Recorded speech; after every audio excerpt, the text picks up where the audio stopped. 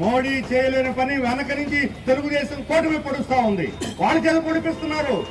నేను ఒకటే చెప్పదలుచుకున్నాను, తెలుగుదేశం పార్టీ తన రాజకీయ పునాదిని కూడా లేపేసుకుంటుంది, హనంగా పెడుతుంది బీజేపీ.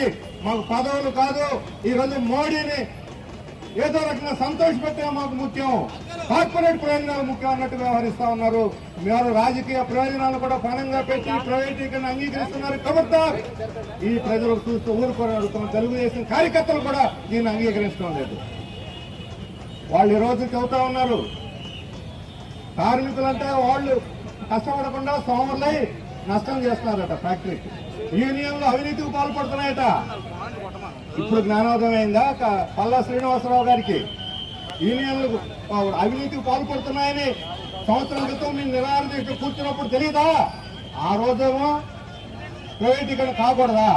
ఈ రోజు కార్మికుల మీద నేరస్తులు చేసి కార్మికుల్ని వాళ్ళని బజారుకి ఇడుస్తున్నారా? ఇది దుర్మార్గం.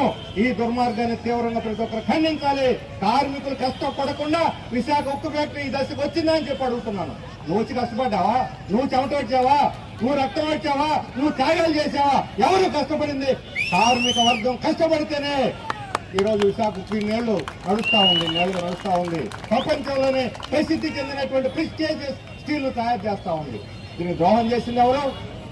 ఈరోజు ఢిల్లీలో ఉన్న పెద్దలు, అక్కడ ఉన్నటువంటి మంత్రులు, అధికారులు కాంట్రాక్టర్ల దగ్గర లంచాలు తీసుకుని ఎక్కువ కోట్ చేసి రా మెటీరియల్ కొని ఈ రోజు వాళ్ళు శతకోటీశ్వరులు, వాళ్ళ అవినీతి మూలంగానే ఈ రోజు ఇది నష్టాలు పాలైంది.